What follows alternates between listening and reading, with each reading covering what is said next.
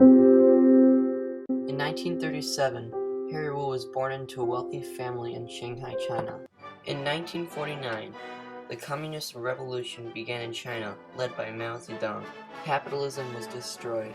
In 1956, the Communist Party began the 100 Flowers movement to try to find out who was for and against the Communist Revolution.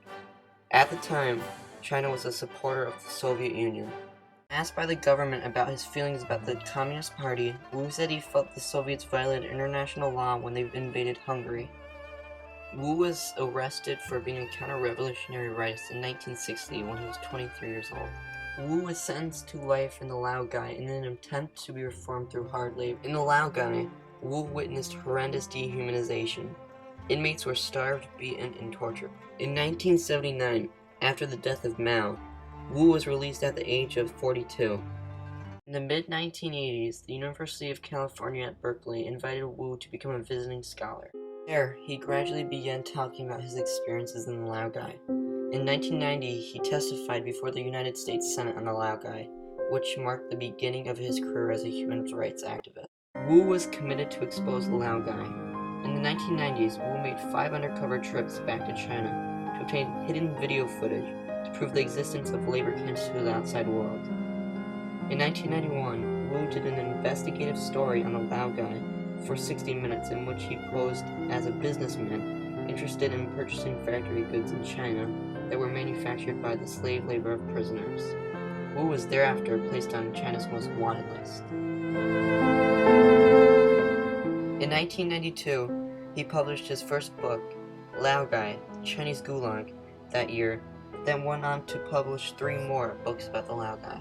Wu was charged with being a spy when he returned to China in 1995 for the 5th time. He was sentenced to 15 years in prison. A worldwide campaign for his release was launched, and Wu was thereafter expelled from China.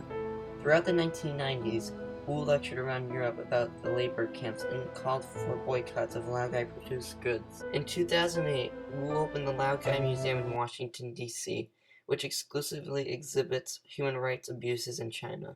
Currently, Wu is the executive director of the Laogai Research Foundation, which he also founded. This foundation is the leading source for information on China's labor camps and other human rights violations in China, including organ harvesting for profit from executed prisoners and the Chinese population control policy. Wu continues to work 18-hour days, traveling around the world, speaking to students, lawmakers, and the public about the latest abuses uncovered in China. Harry Wu teaches us that under a totalitarian regime, people are not treated as human beings with inherent rights.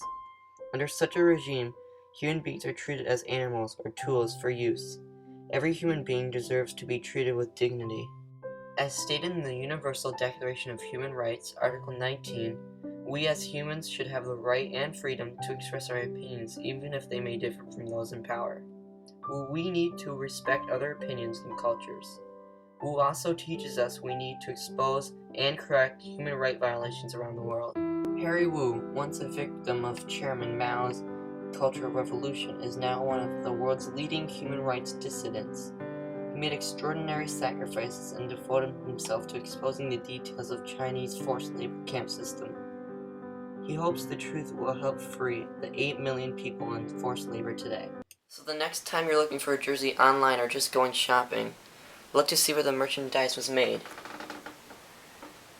Does it say made in China? If so, do the right thing. Don't buy it.